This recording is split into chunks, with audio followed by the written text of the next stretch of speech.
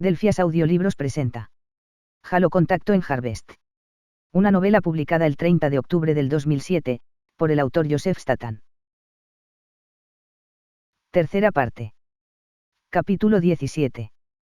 Harvest, 22 de febrero de 2525. Desde el tejado a dos aguas de metal de la Terminal Maglev de Gladsheim, Avery tenía una visión nítida de la nave de guerra extraterrestre, un manchurrón morado en forma de pera en el cielo sobre los campos situados al noroeste de la ciudad. El sargento mayor entornó los ojos por detrás de las gafas de lentes doradas cuando un chorro de plasma incandescente brotó de la proa de la nave. Una cascada de gases ionizados salpicó el suelo como una cortina hirviente.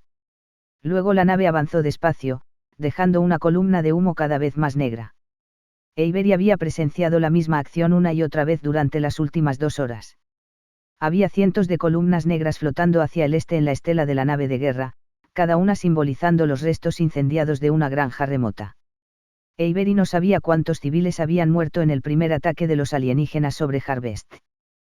Pero imaginó que debían de ser miles. Movimiento, crepitó la voz de Bayern desde un altavoz del casco de Avery. Torre al final de la terminal. La terminal de techo rojo era parte de un depósito mucho mayor de naves que era más largo, de este a oeste, que la calle mayor de Gladsheim, 10 manzanas de tiendas y restaurantes de tejados planos, pintados de colores brillantes así como un modesto hotel de 3 pisos.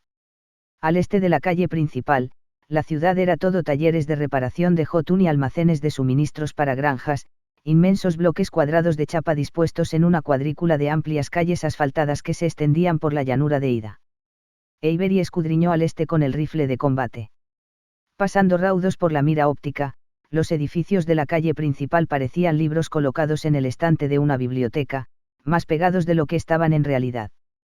Paró al alcanzar el grueso poste de policarbonato que sostenía el depósito de agua de Gladsheim, la construcción más alta de la ciudad.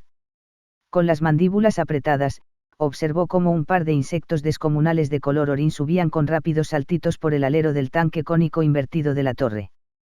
¿Cuántas clases de esas malditas cosas hay?, maldijo Bayern.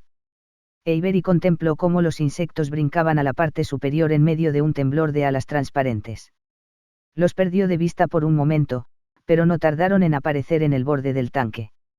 Con las alas plegadas bajo las endurecidas placas de los hombros, las criaturas se fundían a la perfección con el policarbonato mojado por la lluvia del tanque. Por el momento, era una buena cosa. Si algún civil divisaba aquellos bichos, Avery sabía que cundiría el pánico. Cerca de 2000 refugiados estaban apelotonados en un estrecho patio de grava entre la terminal y la calle principal, familias de granjas de los alrededores de Gladsheim que habían conseguido escapar del bombardeo extraterrestre.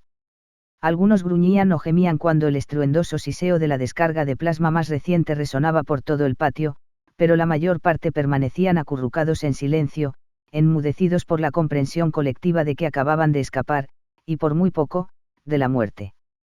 Capitán, tenemos exploradores.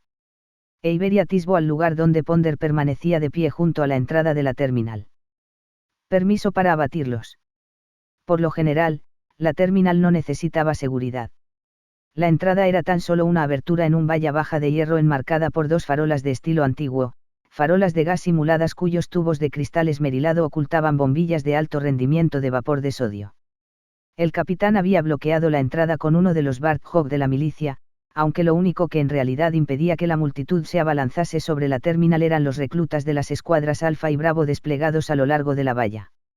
Los milicianos llevaban puestos trajes de faena de color caqui y cascos, y cada uno sostenía un MA5. Negativo. Ponder alzó los ojos hacia Avery. Si abre fuego, iniciará una estampida. Era difícil advertirlo con el uniforme puesto, pero una escayola de bioespuma endurecida envolvía el torso del capitán. El martillo del extraterrestre de la armadura dorada le había roto la mitad de las costillas y hecho añicos el brazo postizo.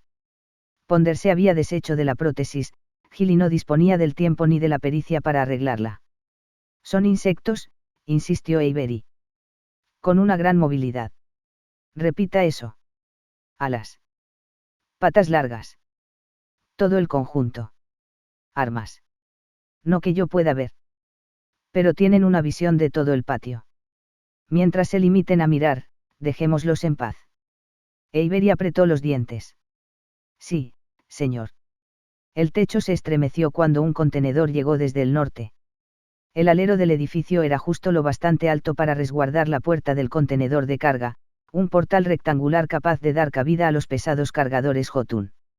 Las carretillas elevadoras gigantes de 3 ruedas acostumbraban a estar en movimiento por todo el depósito, izando las cajas hasta los contenedores y apilándolas en el interior. Pero hoy, con la ayuda de Mac, los marines habían dispuesto a los cargadores en una hilera irregular sobre una parcela de terreno toscamente pavimentado entre la valla y la terminal. Cada Jotun tenía las horquillas alzadas a media altura, como soldados con las bayonetas caladas. Pero era difícil decir si la mecanizada hilera de control había servido o no realmente para mantener a la multitud controlada. De acuerdo, Das, dijo Ponder. Déjelos pasar. El motor del Warthog retumbó cuando el jefe de la Escuadra 1 lo hizo retroceder poco a poco sobre los enormes neumáticos todoterreno. Cuando dejó espacio suficiente para que 4 adultos pudieran pasar uno al lado del otro entre los grandes ganchos de remolque y la farola situada al otro lado, Das pisó el freno. Solo un recordatorio. A todos, tronó la voz de Mac desde los altavoces de la terminal. Cuanto menos empujéis, más deprisa podemos cargar. Gracias por vuestra cooperación. Avery pudo ver al avatar de la IA brillando tenuemente junto al capitán sobre un proyector holográfico portátil, un modelo en su mayor parte de plástico que habían tomado prestado de la oficina del jefe del depósito. La IA hizo una seña con el sombrero a los primeros refugiados para que cruzaran la entrada y los hizo avanzar hacia la terminal con secos movimientos del brazo. A medida que el resto de la multitud se adelantaba en tropel, los milicianos aferraron con más fuerza sus rifles. ¿Qué hace el principal?, preguntó Ponder, refiriéndose a la nave extraterrestre. Misma velocidad, misma dirección, respondió Avery. Bien, reúnase conmigo junto a la entrada. Bayern, usted también. Señor. Inquirió Bayern. ¿Qué hacemos con los insectos? Alerte a sus tiradores, luego baje a toda prisa. Avery se colgó el rifle al hombro y avanzó a grandes zancadas en dirección oeste por el borde del tejado, con las botas comprimiendo las puntiagudas tapajuntas de metal con sincopados estallidos y chasquidos, hasta alcanzar una chimenea de ventilación en forma de hongo. Contactos en el depósito de agua, dijo a Jenkins y a Forsell. Limitaos a vigilarlos hasta que yo diga lo contrario. La profunda inclinación del tejado hacía impracticable permanecer tumbado o arrodillado, de modo que los 2 reclutas se veían obligados a permanecer en pie y apoyar las armas sobre la chimenea de ventilación. No era una postura ideal para disparar en lo referente a estabilidad, pero al menos tenían una buena panorámica del patio y una línea de visión despejada hasta la torre. Sargento mayor. Empezó Jenkins. ¿Qué? El principal. Sigue la carretera de Dry Creek. El recluta apartó la vista de su rifle de combate con el rostro surcado de arrugas de inquietud. ¿Ha visto Mac a alguien más viniendo de esa dirección? Lo preguntaré, respondió Avery. Pero tienes que permanecer concentrado, está claro. De acuerdo, musitó Jenkins. Gracias, sargento mayor. Forsell lanzó a Avery una mirada preocupada. Lo sé, Avery asintió. Con el rabillo del ojo, vio a otro par de insectos que ascendían revoloteando por el lado de un edificio en el extremo occidental de la calle principal y se acomodaban bajo la valla publicitaria de un tejado en la que ponía comercial ida en alegres letras de imprenta. Avery alargó un dedo en dirección a los insectos, redirigiendo la atención de Forsell. 2 a las 10, dijo Forsell. ¿Los tienes? Sí. Jenkins tragó saliva con fuerza y se apoyó de nuevo en su rifle. Sí, los tengo. Avery alzó la mano para dar una palmada a Jenkins en el hombro, pero se contuvo. Frunciendo el entrecejo, siguió su camino hasta una escalerilla de mantenimiento cercana. Cuando Tun comunicó la noticia de la llegada de los alienígenas, hacía casi una semana, nadie pensó que atacarían la ciudad de Gladsheim. De hecho, a pesar de la alocución sin precedentes del gobernador a todos los COM, un discurso emitido en directo a todo dispositivo de comunicación público y privado, la población de Harvest había reaccionado a la noticia del primer contacto con conmocionada incredulidad. Tun había finalizado la alocución con una petición para que todos los que no residían en Utgard se trasladaran a la capital, pero aquello no consiguió desencadenar la gran y rápida migración que el gobernador deseaba. Cuando Tun reforzó su mensaje con secuencias drásticamente censuradas de la negociación en los jardines, la pasividad de la población se transformó con rapidez en indignación. ¿Cuánto hace que lo sabía el gobernador?, preguntaron los ciudadanos. ¿Qué más sabe que no nos está contando? Miembros del Parlamento de Harvest se alinearon rápidamente con el estado de ánimo de la población y amenazaron con un voto de censura si el gobernador no daba a conocer más detalles sobre sus tratos con los alienígenas. Pero todo aquel politiqueo no era más que un modo de pasar el tiempo, un esfuerzo por hacer algo mientras los alienígenas no hacían nada. Durante toda una semana después de la negociación, las criaturas permanecieron quietas en su nave de guerra hasta que, sin advertencia previa, abandonaron la órbita alta y descendieron en dirección a Gladsheim.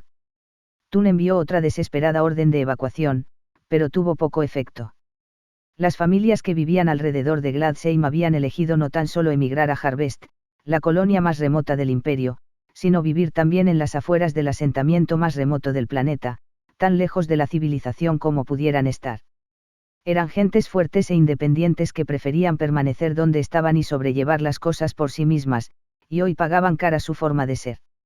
En las 3 horas que la milicia tardó en congregarse desde su campamento temporal en el césped ante el edificio del Parlamento, montar en un contenedor de carga y marchar por la línea Maglev número 4 en dirección a Gladsheim, docenas de las granjas más lejanas habían sido alcanzadas. Y una de ellas pertenecía a los padres de Jenkins. Al pie de la escalerilla, Avery desanduvo el camino hacia el este a través de la terminal. Una fila de evacuados iba ocupando ya el enorme edificio, padres que alzaban maletas llenas hasta reventar, críos cargados con mochilas diminutas estampadas con las estrellas antropomórficas de dibujos animados del con público. Avery vio a una niña rubia de 3 o 4 años todavía en pijama.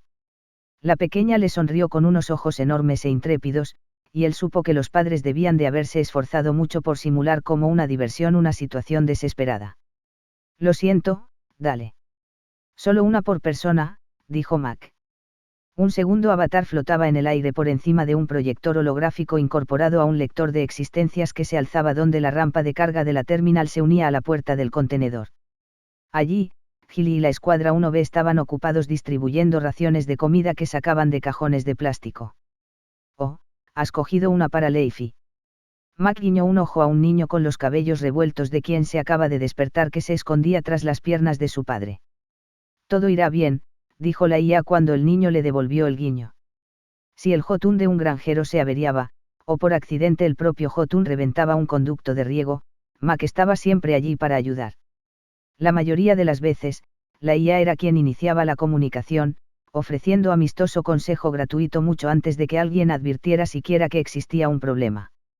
En esencia, Mac era el tío favorito de todo el mundo, y ahora su familiar avatar contribuía mucho más a mantener a los refugiados calmados que la milicia y sus armas. Pero curiosamente, la IA no había estado ansiosa por hacer acto de presencia.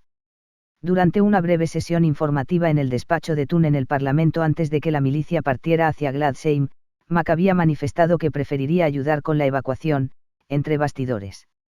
En ningún momento había rehusado, de hecho, manifestarse en la terminal de Gladsheim, pero Avery advirtió ahora que Mac sonaba un poco embarado, su buen humor parecía más forzado de lo que había sido en la fiesta del solsticio. Una parte de ello podría deberse a un esfuerzo por respetar los trágicos acontecimientos del día, pero cualquiera que fuese la razón, las singularidades de la personalidad de la IA no eran asunto de Avery. La capitana de corbeta Alcigny había pasado mucho más tiempo con Mac que él, y durante la sesión informativa se había tomado con calma las reticencias de la IA.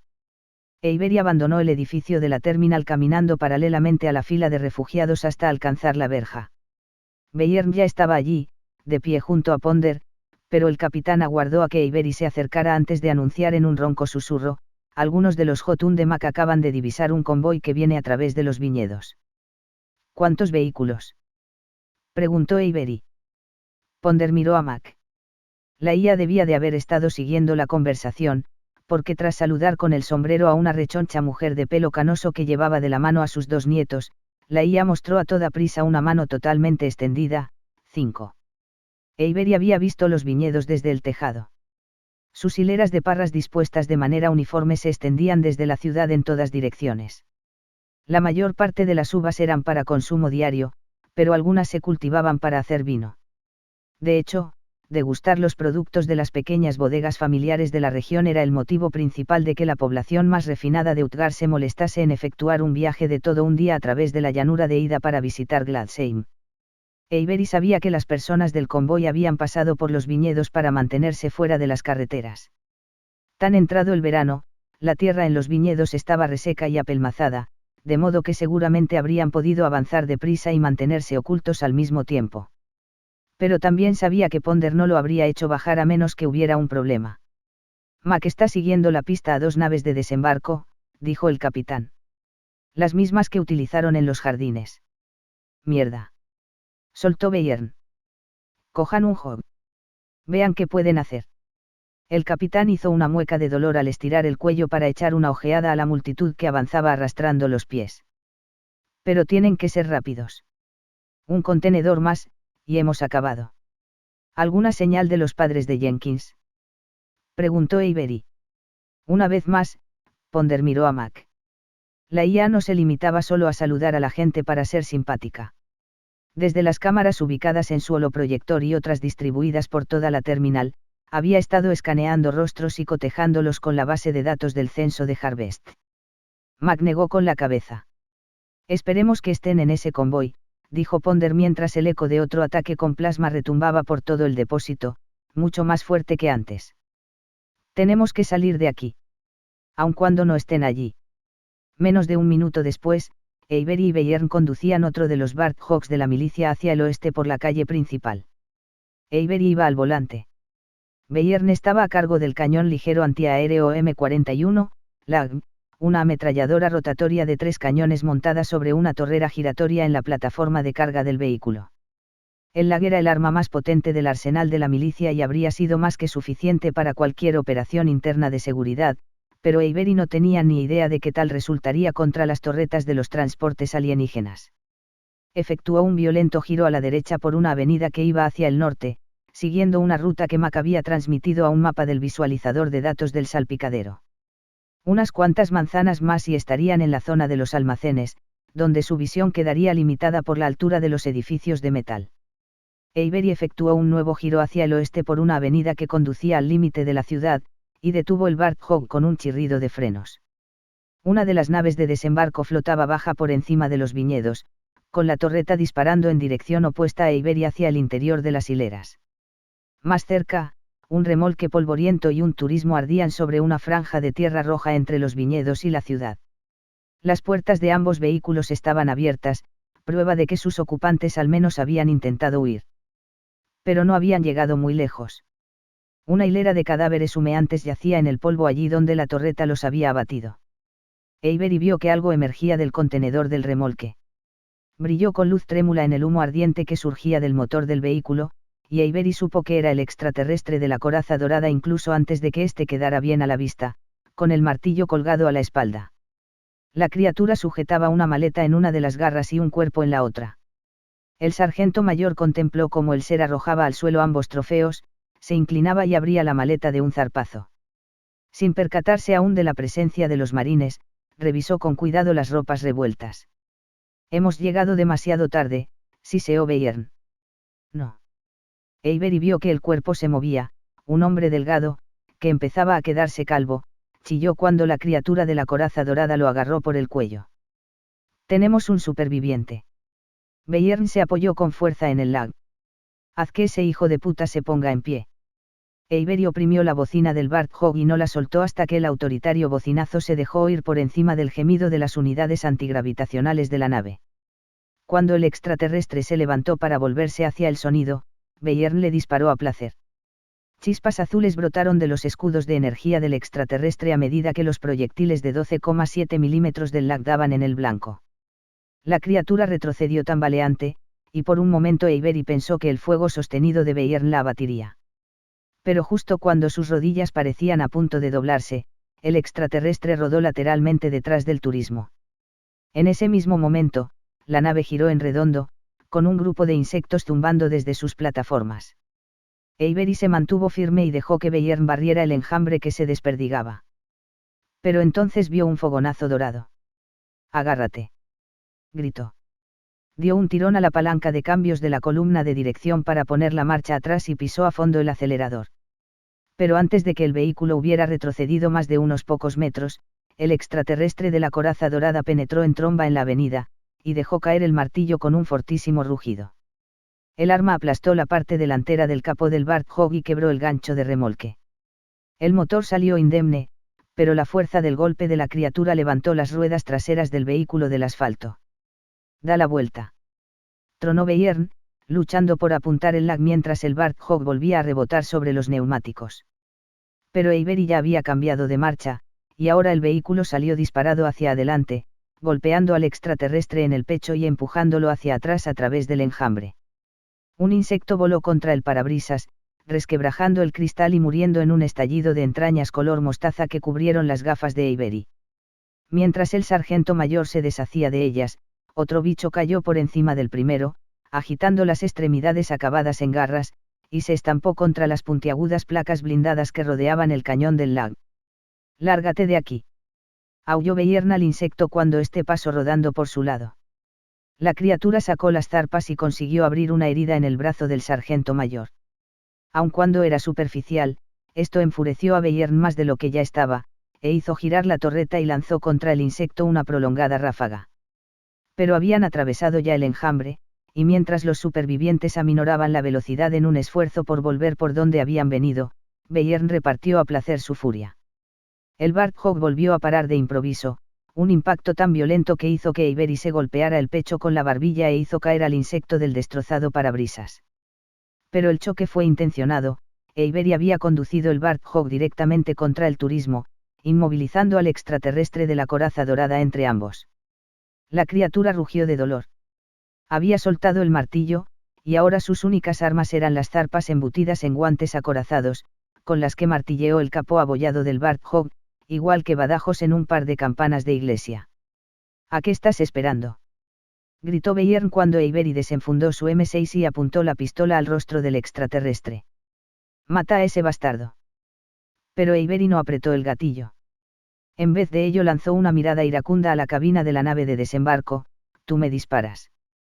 Yo le disparo a ya sabes muy bien quién». La torreta de la nave había girado hasta encarar al Warthog, y el plasma reluciente crepitaba en las profundidades de su cañón doble. Pero fuera cual fuese la criatura sentada en la cabina, ésta hizo caso de la advertencia de Avery, y el arma permaneció en silencio. «Beyern. Coge al superviviente». «¿Estás loco?». El extraterrestre dejó de aporrear el capó. Apoyó las garras contra el bloque al descubierto del motor del Warthog e intentó empujar el vehículo hacia atrás. Avery dio un pequeño acelerón, haciendo girar las ruedas traseras sobre la tierra del viñedo y aplicando más presión sobre el extraterrestre. «Hazlo», gritó Avery. Beyern saltó del lag y caminó despacio hacia el civil herido mientras la torreta de la nave pivotaba entre él y Avery. Beyern ayudó al hombre a ponerse en pie, le hizo pasar un brazo por encima de su hombro y lo condujo hasta el asiento del copiloto del Warthog.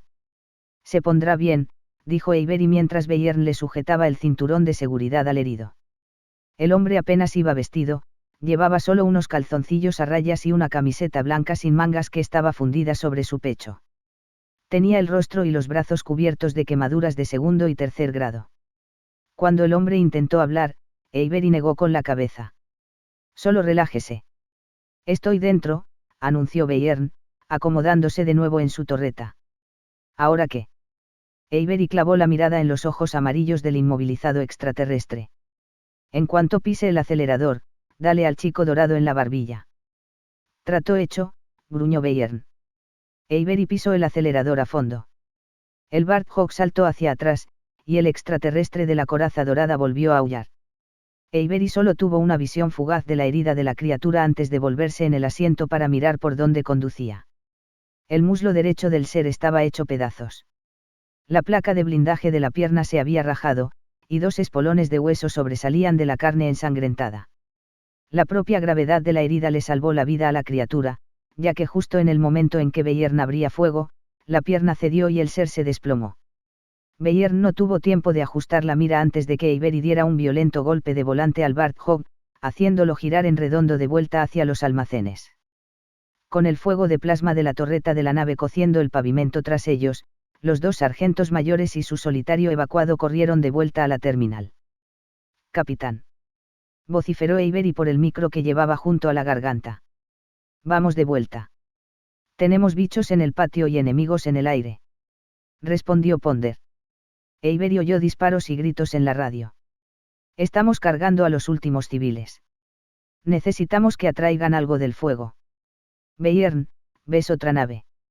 El depósito de agua. A la izquierda en el próximo cruce. Avery introdujo el Warthog en la calle principal de Gladsheim describiendo una curva amplia que hizo chirriar las ruedas. Al cabo de un momento, vio a la segunda nave de desembarco extraterrestre que avanzaba despacio hacia el norte por encima de la terminal. La torreta disparaba contra el patio situado debajo. Bayern barrió una de las plataformas para tropas de la nave con una larga ráfaga que hizo que la torreta girara a toda prisa. Pero Avery ya había pisado el acelerador y la respuesta del enemigo abrasó la calle detrás de ellos. Está girando para seguirnos, aulló Bayern. Vamos, vamos, vamos. Avery pisó a fondo, y el Warthog no tardó en correr a máxima velocidad en dirección al extremo oriental de la ciudad. A pesar del fuego ininterrumpido de Bayern, la nave acortaba distancias con rapidez, y Avery podía notar el calor del plasma en el cogote. Agárrate. Gritó Avery a la vez que tiraba del freno de mano y giraba violentamente a la derecha. Las ruedas delanteras del Warthog se trabaron, pero las traseras se desplazaron a la izquierda, haciendo que el vehículo describiera un círculo cerrado alrededor del depósito de agua. Avery echó una ojeada para ver si su pasajero civil estaba bien, pero el hombre había perdido el conocimiento debido al shock. ¿Estáis bien? La voz de Mac zumbó en el casco de Avery. La IA sonaba demasiado tranquila para el caos actual. Por ahora. Avery hizo una mueca mientras la nave enemiga escupía plasma por delante del Warthog, demasiado deprisa para competir con el trompo del vehículo. La nave salpicó el depósito de agua con furiosas descargas erráticas, luego desapareció por detrás del hotel de Gladsheim. ¿Se han marchado todos? Preguntó a continuación Avery. Todo el mundo menos vosotros, respondió Mac. El Warthog apuntaba ahora directamente al depósito. Avenida abajo, Avery pudo ver que un contenedor abandonaba la terminal acelerando a toda velocidad. Envía otro contenedor. Nos meteremos dentro con el coche. Tengo una idea mejor, repuso Mac. Da marcha atrás y dirígete al viñedo. Y una mierda. Gritó Bayern. Avery cambió de marcha a toda prisa. La nave está justo sobre nuestro trasero, Mac. Lo sé. La IA sonaba decididamente segura. A los pocos segundos, todo lo que Avery podía ver era el movimiento de hojas y las masas borrosas de racimos de uvas de color burdeos mientras el Warthog corría como una exhalación junto a una hilera de viñas. ¿Cuál es el plan? Hay un aparcamiento de emergencia a 2,3 kilómetros al este de vuestra posición actual, reveló Mac. Tendré otro contenedor esperándoos allí. Justo entonces, el enemigo volvió a aparecer detrás de ellos. La torreta llameó, lanzando disparos a ciegas, a través del polvo del Warthog, que impactaron más adelante en la hilera de viñas. Avery efectuó un viraje brusco para esquivar una serie de baches humeantes. Bueno, no esperando exactamente, continuó Mac. ¿Cuál es vuestra velocidad actual? 120. Excelente. No paréis. Con los nudillos tensados sobre el volante, Avery condujo a toda velocidad junto a la hilera, haciendo todo lo posible por evitar los cráteres de los impactos. Pero no podía esquivarlos todos y mantener aquella velocidad. Tómatelo con calma, cabrón. Aulló Bayern cuando el Warthog rebotó en un agujero especialmente profundo. A Avery los oídos le zumbaban debido a las detonaciones del lag y el repiqueteo de los casquillos de latón al caer sobre la plataforma de carga.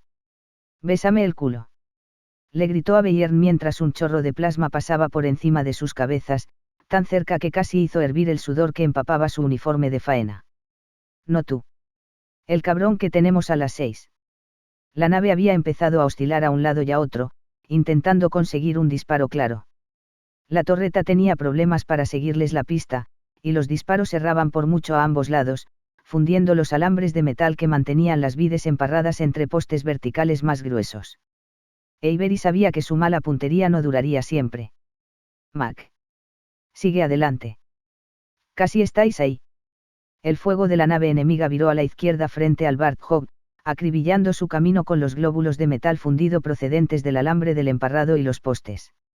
Avery colocó una mano tras el cuello de su pasajero civil y lo empujó hacia adelante en el asiento, le metió la cabeza debajo del salpicadero mientras el Warthog corría como una flecha a través de una nube pegajosa y abrasadora de jugo de uva vaporizado. «Van a dejarnos fritos», gritó Avery, con el rostro y la frente escociéndole por el efecto de la nube. Entonces algo estalló detrás de él. «Joder», exclamó Bayern. Avery no vio el fin de la nave de desembarco, el modo en que sus plataformas para tropas reventaron y cayeron a toda velocidad al viñedo. Pero vio a algunos de sus asesinos, un escuadrón de fumigadores Jotun que hendían el cielo de norte a sur. Mac había colocado una trampa, guiado a aquellos improvisados misiles subsónicos en la dirección que seguía la nave, sabiendo que la velocidad que llevaba la nave y su concentración en el ataque sobre el Warthog de Avery sellarían su destino. «El aparcamiento está justo delante», anunció Mac como si nada especialmente digno de mención acabara de suceder. Pararía el contenedor, pero el objetivo principal acaba de triplicar su velocidad. En cuanto el Warthog llegó a un trozo de terreno baldío entre dos parcelas de viñedos, Avery giró al sur y corrió en dirección a una plataforma de policarbonato. Pudo ver al contenedor deslizándose desde el oeste a una buena velocidad y flanqueado por un par de fumigadores. Mac debía de haber estado observando al Warthog desde las cámaras de los Jotun, ajustando la velocidad del contenedor según se requiriera, porque Avery llegó a la rampa de carga de la plataforma justo en el momento exacto para volar al interior del contenedor, pasando por delante de Ponder, Gilly y un puñado de reclutas. El Warthog cayó violentamente sobre el suelo de metal y frenó con un patinazo. «Gilly», aulló Avery, saltando del asiento. «Tenemos un herido». Pero el ayudante médico corría ya hacia el vehículo, seguido de cerca por Jenkins y Forsell. Jenkins frenó en seco, y contempló fijamente al civil herido con ira y confusión. «¿Dónde está el resto?» «Solo ha quedado él», respondió Bayern, extrayendo al hombre inconsciente del asiento y depositándolo en el suelo con cuidado.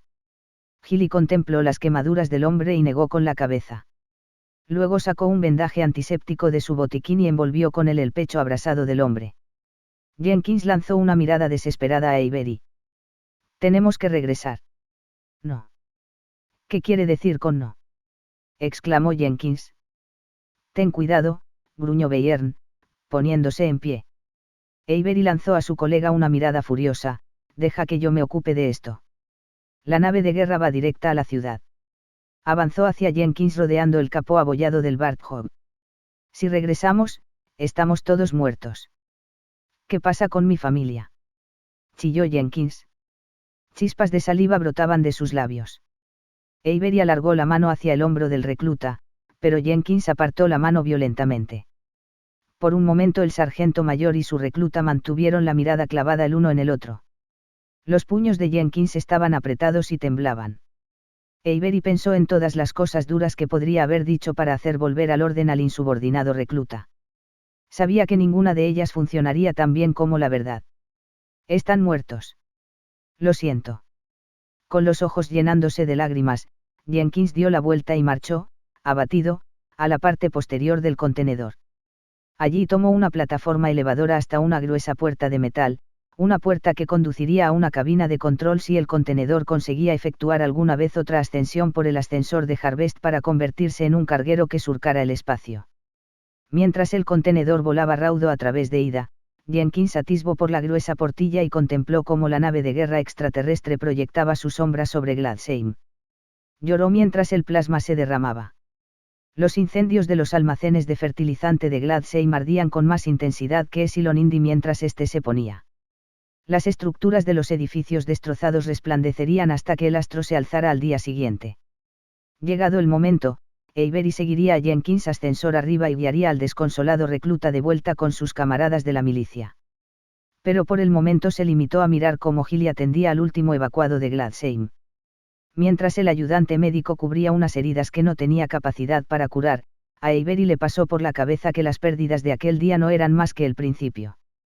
Y peor aún, que si Mitter a los habitantes de Harvest en Utgar era hasta donde llegaba el plan de evacuación de la capitana de corbeta Alcigny, entonces no había hecho otra cosa por aquel hombre, por cualquiera de los refugiados, que retrasar su inevitable fin. Capítulo 18. Relicario, órbita alta. La estación orbital alienígena era mucho más espaciosa de lo que Dadaab había esperado. Aun cuando el interior era oscuro y muy frío, podía sentir cómo el espacio a su alrededor se expandía, se extendía hacia afuera y hacia arriba hasta un doble casco curvo que era lo único que separaba la estación del vacío. La luz azul pálido de los núcleos apilables de energía que él y los otros Ungois habían traído desde el Rapid Conversion iluminaba 6 largueros plateados que recorrían toda la longitud de la instalación. Los largueros estaban arriostrados con vigas, más gruesas que la propia altura de Dadaab. Los Jiralhanaes habían establecido que la estación orbital era parte de un sistema de elevación que los alienígenas usaban para trasladar cargamentos desde y hasta la superficie. Siguiendo las órdenes de Maccabius, los Ungois habían establecido puestos de avanzada en las 7 confluencias de cables, aberturas en el casco para los alambres dorados que se extendían hacia arriba desde la superficie del planeta, atravesaban la estación orbital y seguían hasta otro arco plateado situado mucho más arriba. Dadaab no tenía del todo claro por qué el caudillo mostraba tanto interés en colocar una guarnición en el complejo tras haber hecho caso omiso de él durante tantos ciclos. Si cualquier cosa peligrosa ascendiera por los cables, el Rapid Conversion podría vaporizarla mucho antes de que alcanzara la estación. Pero no había insistido en obtener una aclaración. Algo se cocía en la nave Jiralhanae, una tensión curiosa entre Maccabius y su manada. Hasta que las cosas regresaran a la normalidad, Dadaab estaba más que encantado de permanecer fuera del crucero. Subir a bordo de la estación orbital había sido todo un desafío. Como era natural, ninguna de sus cámaras estancas tenía el tamaño adecuado para acoger una nave de transporte Spirit, y al final, los Jiralhanae se habían abierto paso al interior del mismo modo que los Kigyars habían abordado los cargueros alienígenas, perforando un agujero en el casco y utilizando un umbilical de reabastecimiento a modo de soplete. De hecho, había sido una sugerencia de Dadaab, y la aparente originalidad del plan había erizado el pelaje de Tartarus. Cuando el oficial de seguridad presionó a Dadaab para que explicara cómo había llegado a una solución tan ingeniosa, el diácono atribuyó la idea a más ligero que algunos. Lo hizo sobre todo para evitar sacar a relucir detalles autoincriminatorios relacionados con el tiempo pasado a bordo de la nave corsaria Kigyar, pero también había esperado dar un espaldarazo a la cada vez menor estima en que se tenía al Uragok. La criatura no había terminado aún de reparar el Spirit dañado, y su falta de progresos ponía a prueba la paciencia de Tartarus. Cuando Dadaab se despidió de su amigo antes de partir hacia la estación orbital, el Uragok le indicó por señas que casi había finalizado el trabajo. Pero a los ojos del diácono, al menos desde fuera, el Spirit parecía tan destrozado como siempre. Resultó que insertar el umbilical fue un desafío mayor de lo que Dadaab había imaginado. A diferencia de los cargueros alienígenas, el doble casco de la estación estaba repleto de alguna especie de material reactivo, una espuma amarilla esponjosa diseñada para rellenar al instante agujeros realizados por micrometeoritos y otros desechos procedentes del espacio. Pero al final la abrasadora punta de penetración del umbilical consiguió abrir un agujero. Tartarus y Vorenus fueron los primeros en saltar a través de la reluciente barrera de energía a la pasarela central de la estación empuñando rifles de púas. Ante la sorpresa de Dadaab, los 2 Jiralhanaes apenas permanecieron el tiempo suficiente para olisquear el aire del interior, para verificar que la instalación estaba tan desprovista de vida como sugerían los escáneres del Rapid Conversion. Con una abrupta orden de mantener las transmisiones al mínimo, Tartarus y Vorenus se marcharon, dejando a Dadaab para que guiara a 60 Ungois aterrados por el interior, oscuro como boca de lobo. El diácono ordenó encender los núcleos de energía y se pusieron en marcha, cargando con estaciones de recarga de metano y otros equipos de iluminación.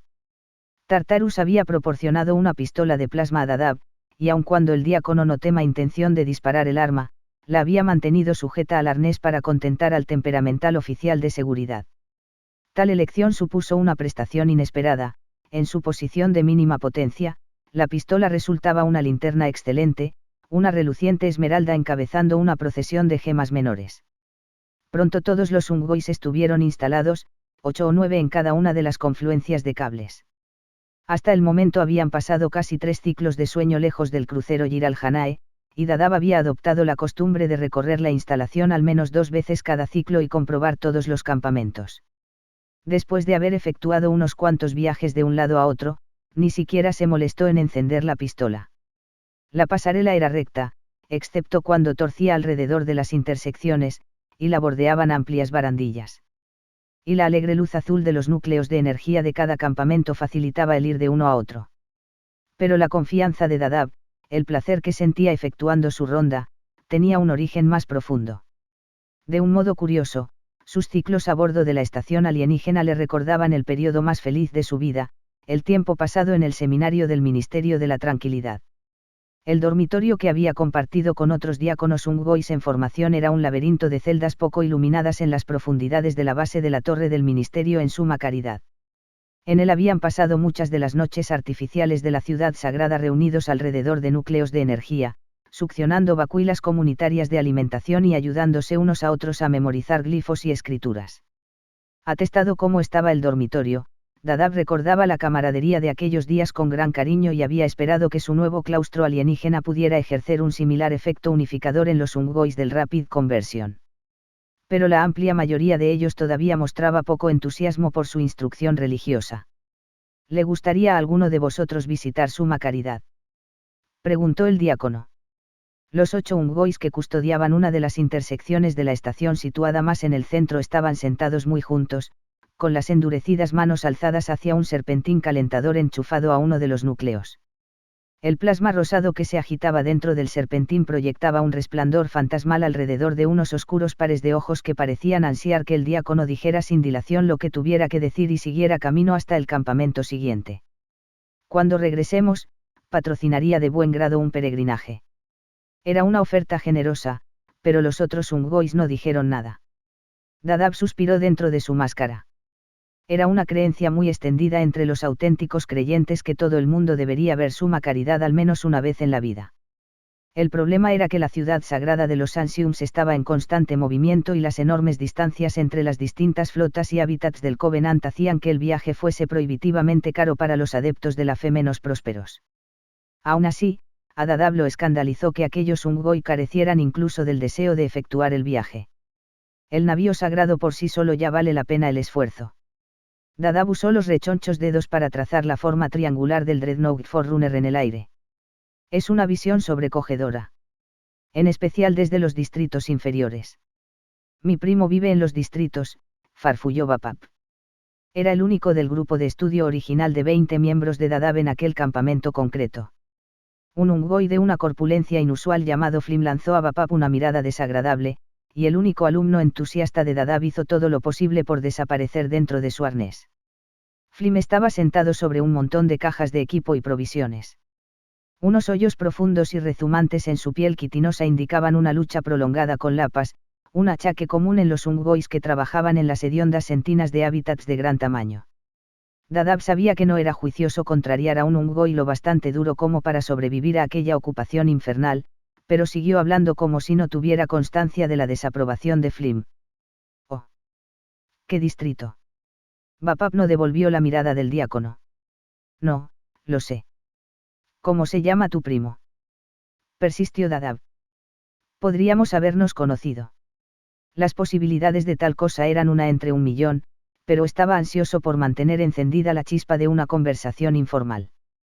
Todos los campamentos estaban empezando a pasar a ser feudos, y Dadab estaba ansioso por invertir la tendencia. Ungois como Flim dañaban a su ministerio, haciendo que fuera imposible elevar el espíritu del rebaño. «Yayap, hijo de Pum», respondió Bapap, nervioso. «De las asoladas tierras erosionadas de Balao». Los Ungois carecían de apellidos. En su lugar se identificaban formalmente mediante los nombres y lugares de nacimiento de sus patriarcas predilectos. Dadab sabía que el tal Pum podría haber sido cualquiera, el tío de Bapap o el tatarabuelo o algún paterfamilias mítico que sus antepasados veneraban. Balao era el nombre del mundo del que provenían Aios Ungois, pero no estaba familiarizado con la zona que Bapap había mencionado. A pesar de todo, perseveró. Trabaja para un ministerio. Sirve a los Angeilis. Como soldado. Es un centinela. Debe de ser muy valiente. «Oh estúpido», rezongó Flim, extrayendo un paquete de comida de sus raciones. «Como Yal». Metió el extremo del tubo dentro del paquete, enroscó el otro extremo a una boquilla que sobresalía de su máscara y empezó a sorber. Los demás Ungoi se acurrucaron más cerca del serpentín calentador. El diácono sabía muy poco sobre el primer descenso de los Yiralhanae al planeta alienígena, de la negociación en los jardines, pues había pasado toda la misión en el Rapid Conversion al cuidado del luminar. Pero sabía que Bapap había formado parte del contingente Unggoy, como lo había hecho la mayor parte de su grupo de estudio. Gracias en parte a la dedicación del diácono, eran los Unggoys más seguros de sí mismos y de más confianza del Rapid Conversion, y Maccabius los había solicitado específicamente. Trágicamente, uno del grupo, Rial, no había regresado. Y cuando Dadab preguntó el motivo, Bapap y los demás no quisieron decirlo. Al final, Dadab se armó del valor suficiente para plantear la cuestión a Maccabius en el salón de los festines. Fue desobediente, y Tartarus lo mató, le respondió el caudillo con espantosa franqueza. Tus alumnos no han aprendido nada, diácono. Nada que haga que me sean útiles ahora. Fue una censura hiriente que dolió profundamente a Dadab. Lo siento, caudillo. ¿Qué otra cosa quieres que haga? Pero el Gir al-Janae se había limitado a clavar la vista en el mosaico del suelo, con los brazos cubiertos de mechones plateados enlazados a la espalda. Maccabius no había dicho gran cosa a nadie desde que había recibido la sucinta respuesta del ministerio a su alborozada confirmación del relicario y el oráculo. Tras un silencio embarazoso, interrumpido solo por los chasquidos crepitantes de las lámparas de queroseno, Dadab efectuó una reverencia y dio la vuelta para irse. ¿Qué pecado es mayor?, preguntó Maccabius después de que Dadab hubiese retrocedido un par de pasos, la desobediencia o la profanación. Supongo que dependería de las circunstancias. El diácono inhaló con fuerza y las válvulas de la máscara chasquearon mientras elegía sus palabras. El castigo para aquellos que a sabiendas desafían a los profetas es severo. Pero también lo son las penas por dañar reliquias sagradas. Los profetas. Las palabras de Maccabius sonaron categóricas, un punto y aparte en algún pensamiento no pronunciado. Caudillo. No hay nada que pueda hacer. Dadab había empezado a pensar que aquello no era una discusión teórica, y que Maccabius se hallaba en una crisis auténtica. Pero la única respuesta de su interlocutor fue despedirlo con un lento movimiento del dorso de la zarpa. Mientras se escabullía fuera de la sala, Dadab vio que el caudillo iba hacia el anillo del mosaico que representaba la era de la duda, una franja de ópalos negros moteados de rojo, naranja y azul. Dadab había esperado que el Gir al-Janae alzara los brazos en una postura de oración, o mostrase alguna otra deferencia a un símbolo que por lo general trataba con reverencia, pero el caudillo simplemente rozó el anillo con uno de los enormes pies de 2 dedos, como para limpiar una mancha. No mucho después, Maccabius había ordenado a los Unggoys que fueran a la estación orbital. De pie, Bapap. Dadab se frotó las palmas ante el serpentín calentador. Es hora de hacer el trabajo del ministerio, y necesito un ayudante capaz. Cuando el Unggoy no se levantó, Dadab fue hasta Flim y sacó un juego de herramientas de la pila donde estaba sentado. El Unggoy de mayor tamaño aspiró un pedazo de lodo mientras la pila se acomodaba, zarandeándolo hacia abajo. Pero la audaz acción de Dadab había dejado atónito al mezquino Unggoy, y Flim no protestó. Trae un núcleo de luz, indicó Dadab a Bapap a la vez que se colgaba el juego de herramientas al hombro. Vamos a necesitar luz. Dicho esto, marchó en dirección a la parte central de la estación. Acababa de doblar la primera esquina para rodear la intersección más cercana cuando oyó pies que caminaban con suavidad detrás de él. Sonrió y aminoró el paso. Bapap fue a colocarse junto a él, sosteniendo en los brazos el núcleo solicitado. ¿A dónde vamos, diácono? A la sala de control de esta instalación, creo. ¿Qué buscamos? Lo sabré cuando lo vea. Por lo que atañía al luminar del Rapid Conversion, no había nada interesante en la estación orbital.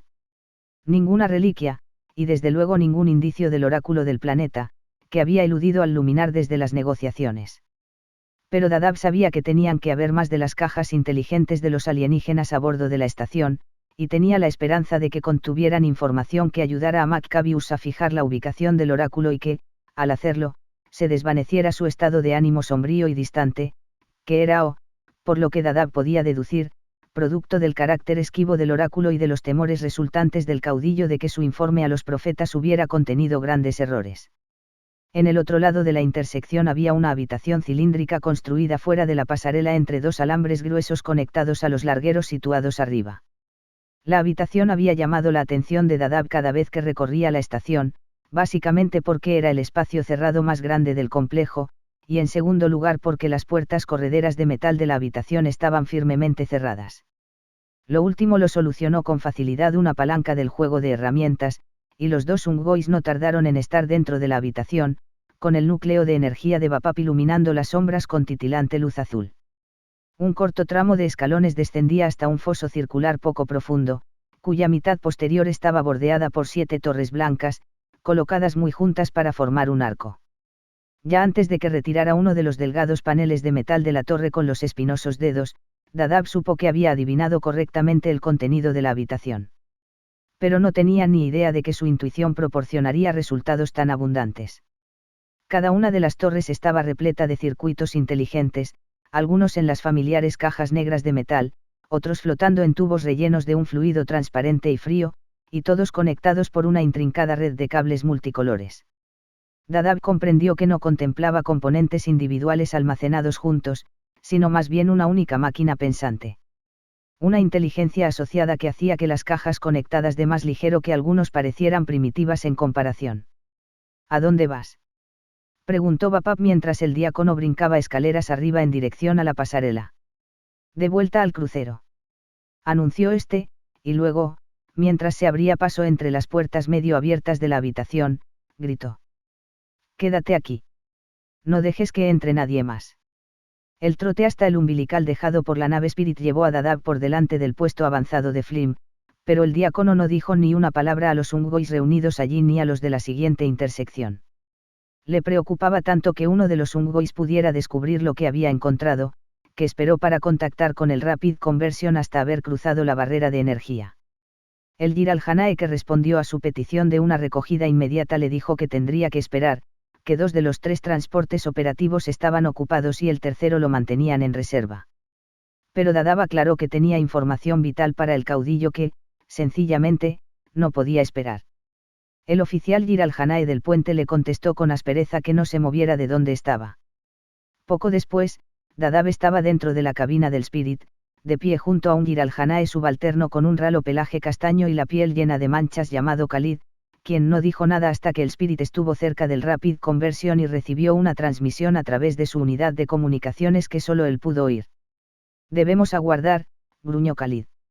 Sus dedos presionaron una serie de interruptores holográficos del panel de control que tenía delante de su asiento de piloto. El tono de voz indicó a Dadab que, tras haber desafiado a la suerte pidiendo aquel vuelo no programado, sería sensato no cuestionar el retraso. Pero Khalid dio una razón por propia iniciativa, como si el único modo de que pudiera entender la transmisión fuera repetirla en voz alta. «Hay lucha. En el hangar». Toda la impaciencia de Dadab se tornó rápidamente en pánico mientras pensaba en más ligero que algunos, flotando desprotegido en su taller de la plataforma para tropas.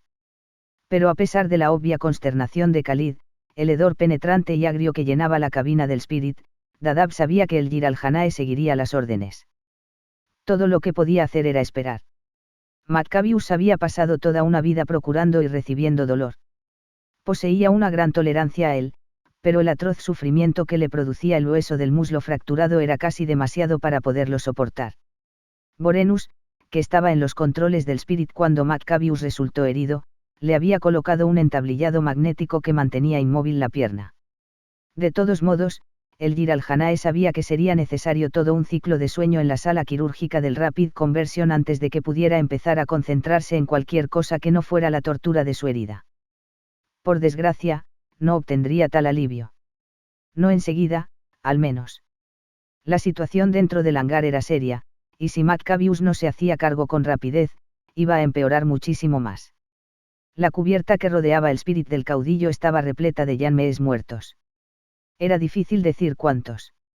El rifle de púas de Tartarus había reducido a la mayoría de las criaturas a fragmentos de extremidades y cascarones rezumantes. Otros Yanmees zumbaban furiosos desde las paredes del hangar hasta los conductos de ventilación y las vigas del techo, con los cráneos en forma de punta de flecha girando enloquecidos a la vez que las antenas luchaban por evaluar el atestado espacio aéreo. Con un relampaguear de furiosos golpes de ala, uno de los Yanmee fue derecho a por Tartarus, para a continuación desaparecer en forma de pulverizada masa amarilla cuando una andanada de púas al rojo vivo le atravesó el caparazón y perforó la pared de estribor. «Posaos». Tartarus blandió el arma de un lado a otro del colérico enjambre. «Posaos, o seréis abatidos». Su transmisor tradujo las palabras al simple lenguaje de los Yanmees, una algarabía de chasquidos muy agudos parecidos al restregar de sus alas resonó por el hangar. Maccabius hizo acopio de energía y gritó. «¡Alto el fuego! Volverán a ir a por él», exclamó Tartarus, quien sujetaba bajo el brazo izquierdo al Uragok, que no dejaba de retorcerse. El caudillo descendió cojeando por la rampa que conducía a la plataforma para la tropa del Spirit apoyándose en el puño de Rukt. Al verlo, los Yanmees se acurrucaron muy pegados a las paredes del hangar. Pero Maccabius sabía que la repentina inmovilización no significaba que se hubiesen calmado. Las alas de las criaturas seguían extendidas y temblando, y mientras caminaba con la pierna tiesa hasta Tartarus, el caudillo podía percibir docenas de relucientes ojos color naranja rastreando su avance. En el mismo instante en que las puertas de la plataforma para tropas del Spirit se habían abierto dentro del hangar, la media docena de Yanmees que habían sobrevivido al ataque a la ciudad alienígena habían atacado al Uragok. Se habían lanzado en grupo sobre la desventurada criatura mientras ésta flotaba desde la cabina destrozada del Spirit de vuelta a su taller, con los tentáculos repletos de cajas de circuitos y otros componentes. Al ataque se unieron otras docenas más de Yanmees que estaban ya en el hangar, y de no haber sido por los veloces reflejos de Tartarus y su buena puntería, habrían despedazado al Uragok. «Afloja la presión». Maccabius hizo una mueca al detenerse ante su sobrino. A pesar del entablillado, pudo notar cómo el destrozado hueso del muslo cambiaba de posición, con los dos bordes irregulares rechinando uno contra el otro. ¿O será su muerte? Los ojos de Tartarus se movieron raudos por el ansioso enjambre. No. Los Yanmees han enloquecido. Suéltalo. Maccabius soltó aire para atenuar el dolor. No lo pediré otra vez. Tartarus se revolvió contra Maccabius, mostró los dientes y gruñó. El caudillo sabía que al joven le ardía la sangre. Pero a Maccabius el dolor le había agotado la paciencia, y asestó un feroz manotazo a las cuijadas de su sobrino, dejando unas líneas ensangrentadas desde la mejilla hasta los labios. Tartarus lanzó un gañido y soltó a toda prisa al Uragok. De inmediato, la criatura empezó a agitar alocadamente las translúcidas extremidades rosas. Pero aquellos no eran los diestros movimientos de su lenguaje por señas, más bien se trataba de un esfuerzo por recuperar el equilibrio, pues el fuerte apretón de Tartarus había desinflado temporalmente muchos de sus sacos. «Déjale espacio», refunfuñó Maccabius. Tartarus retrocedió unos pocos pasos, con los hombros encorvados en una posición que no era del todo sumisa. Pero el caudillo no tenía fuerzas para colocar a su sobrino firmemente en su lugar. Había sido un día agotador. Ritul estaba muerto. El inteligente ataque del alienígena había cogido por sorpresa al inexperto piloto. Cuando el Spirit del joven Yiral Hanae se estrelló, cayó en barrena en el campo de vides llenas de frutos, el piloto había quedado atrapado dentro de la cabina. Tartarus, que estaba sujeto por arneses dentro de la plataforma de transporte del mismo Spirit, apenas había tenido tiempo de salvarse antes de que la nave se incendiara. Aún así, Tartarus había arriesgado la vida para salvar a su compañero de manada, había intentado arrancar con las garras las tiras de metal doblado y retorcido que mantenían prisionero a Ritul, hasta que el calor de las llamas fue demasiado intenso. Cuando el Spirit de Maccabius se posó junto al otro para recoger a su sobrino, el caudillo olió la carne carbonizada de Ritul en el pelaje de Tartarus. Pero Maccabius sabía que él era el culpable de la muerte de Ritul. Podría haber mantenido a su manada a bordo del crucero mientras éste quemaba a los alienígenas en sus casas. No había ninguna necesidad de descender a la ciudad, salvo que Maccabius había elegido proseguir su búsqueda de reliquias, en flagrante violación de las instrucciones del Ministerio de que cristalizara el planeta y todo lo que contenía. Pero el luminar había mostrado que la ciudad estaba repleta de objetos sagrados, sin duda transportados por los alienígenas mientras efectuaban su retirada. Y el caudillo no podía soportar contemplar cómo el cañón de su crucero destruía por completo un alijo tan sagrado. Pues no obstante el gran pecado que era desobedecer a los profetas, Maccabius había decidido que la destrucción de las creaciones de los dioses era aún peor. Y si bien le importaban bien poco los alienígenas, no sentía ningún remordimiento mientras los conducía al matadero, estaba dispuesto a retrasar su destrucción si eso significaba recuperar las reliquias que poseían, en especial el oráculo. Los sacos de más ligero que algunos estallaron en una serie de eructos aterrados. 2 Yanmees habían subido sin ser vistos a las plataformas para tropas del Spirit aplastado y se preparaban para corretear al interior de las puertas entreabiertas y penetrar en el taller del Uragok. Entonces este hizo algo que Maccabius no había visto nunca antes. Cada uno de sus sacos sanos se infló hasta el doble de su tamaño normal y el ser empezó a golpearse con los tentáculos, en una percusión sorprendentemente profunda y amenazadora. La criatura flotó hacia los Yanmees, y habría proseguido hasta ponerse al alcance de sus garras si Maccabius no la hubiese agarrado por uno de los tentáculos y tirado de él hacia atrás. Por los profetas, qué nueva insensatez es esta. Masculló Tartarus. Vorenus, dijo Maccabius, rechazando furiosos golpes de los otros tentáculos del Uragok. Mata a esos dos. El Giralhanae de pelaje marrón claro sacó su rifle de púas del cinto y acribilló a los Yanmees de las plataformas. Aquellas dos muertes sojuzgaron por fin al enjambre, todos los insectos del hangar doblaron las alas bajo los caparazones y dejaron caer las antenas. Pero el fuego de Vorenus solo sirvió para aumentar el desaliento del Uragok, que dejó de golpear al caudillo en los brazos, pero solo para poder hablarle por señas con una ferocidad aún mayor. Maccabius hizo un gesto con la mano a Vorenus para que se acercara, y le entregó la custodia de la criatura. Trae al diácono, dijo, apoyándose pesadamente en el martillo. El transmisor de Vorenus zumbó. Caudillo. El diácono aguarda fuera de la cámara estanca. Entonces dejadlo entrar. Casi al instante, el Spirit de Dadab se deslizó a través de la ondulante barrera de energía del hangar y se detuvo junto a la nave de Maccabius. El caudillo aguardó a que el diácono se abriera paso entre el revoltijo de Yanmees muertos antes de señalar con el dedo al Uragok y ordenarle. Tradúceme lo que dice. El diácono y la criatura iniciaron una prolongada conversación, un silencioso baile de extremidades y dedos moviéndose a toda velocidad. Es suficiente. Vociferó Maccabius. Habla. Lamento profundamente el retraso, caudillo. La voz del diácono era tensa. El Uragok ofrece sus más sinceras disculpas, pero solicita humildemente que impidas que los Yanmees perturben su trabajo dentro de las plataformas. La explicación en exceso afectada del diácono provocó en el Uragok un enfurecido espasmo que hablaba por sí solo. ¿Estás seguro de que eso es todo lo que dijo? También desea que sepas. La voz del Ungoy era ahora un chillido amortiguado dentro de la máscara. Que puede deshacer muy deprisa lo que ha hecho. Lo que ha hecho. Habla con sentido, diácono. Dadab efectuó unos pocos signos sencillos con la mano. Luego, mientras el Uragok se dirigía al interior de su taller con un balido impaciente, Dadab cayó de rodillas ante Maccabius. Me hago por completo responsable de sus acciones.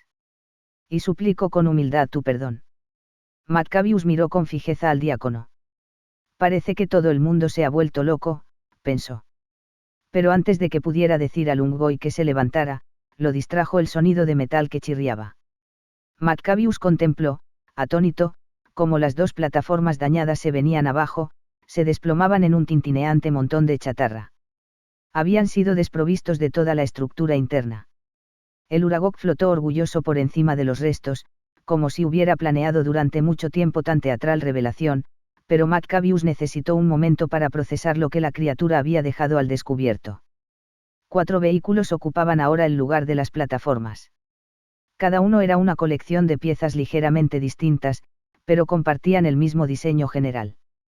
2 ruedas con cuchillas encajonadas dentro de un chasis reforzado, detrás de cada juego de ruedas había un único generador antigravitacional, y detrás del generador un asiento con unas asas altas que Maccabius asumió eran los mecanismos para dirigir los vehículos. Pero hay más, pareció decir el Uragok mientras cabeceaba de un vehículo a otro, activando los núcleos de energía montados sobre los generadores de las máquinas. Con un crepitar de chispas y escupiendo gases morados, los vehículos se alzaron del suelo del hangar, en perfecto equilibrio con el peso de sus ruedas con cuchillas. ¿Qué son? Preguntó Maccabius.